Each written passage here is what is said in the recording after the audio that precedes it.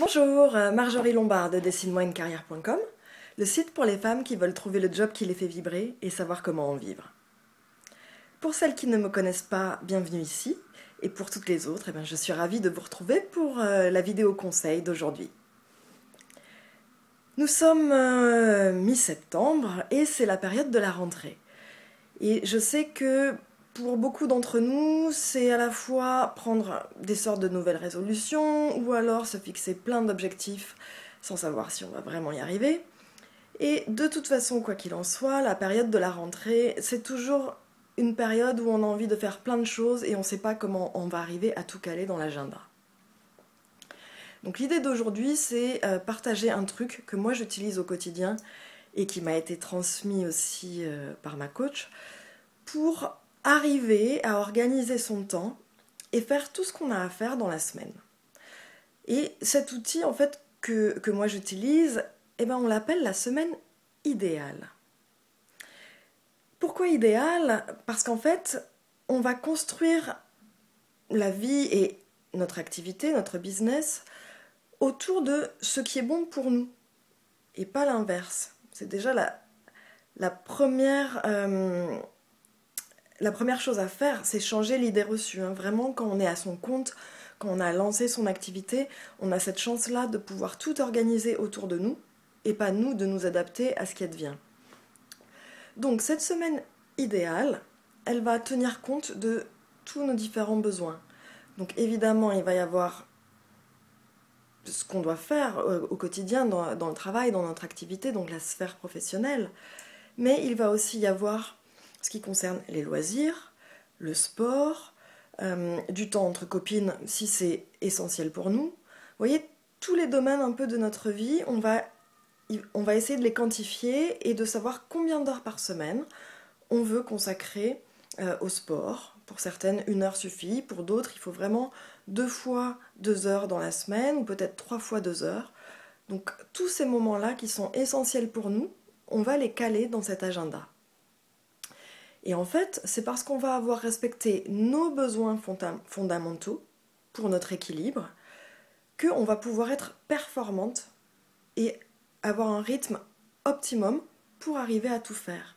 On ne sera pas frustré parce qu'on n'aura pas pu faire le sport, on ne sera pas frustré parce qu'on n'aura pas eu notre déjeuner ou notre soirée entre copines par semaine.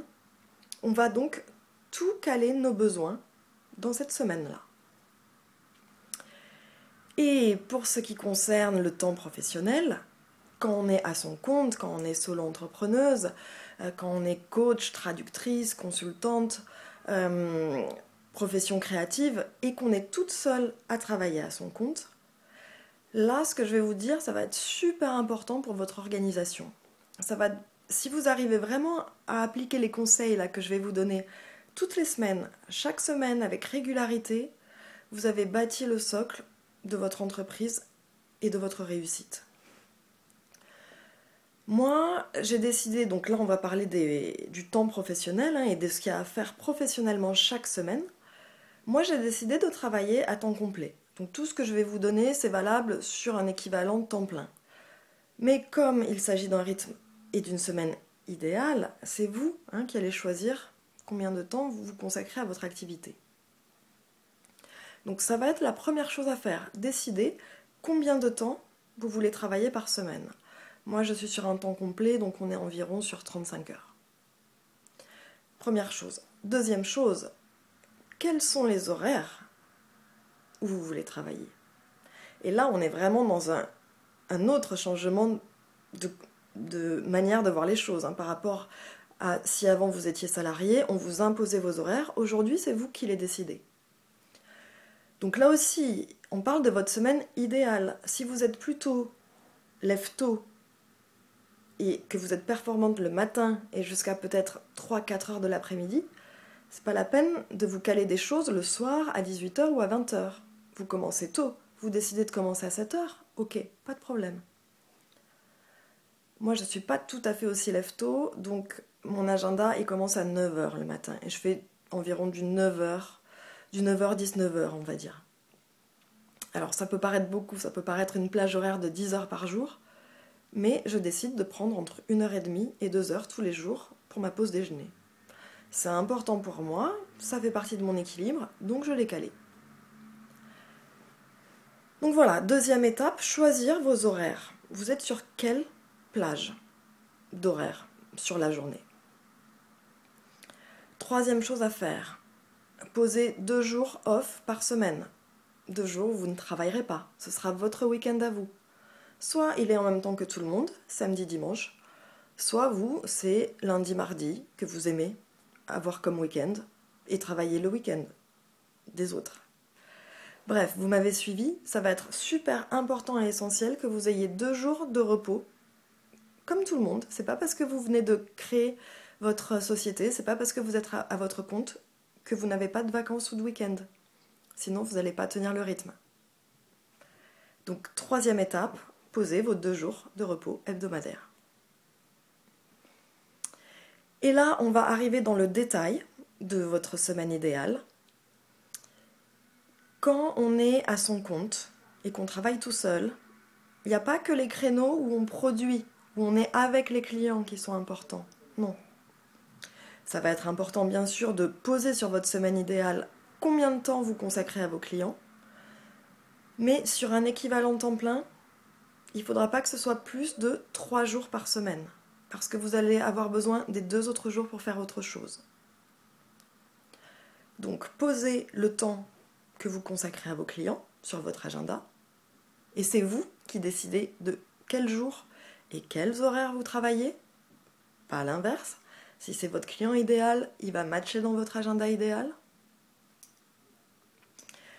Donc, posez le temps que vous consacrez à vos clients. Posez le temps que vous consacrez à vos clients potentiels, qui ne sont pas encore vos clients, mais que vous rencontrez pour voir s'ils deviennent vos clients ou pas, si le feeling marche.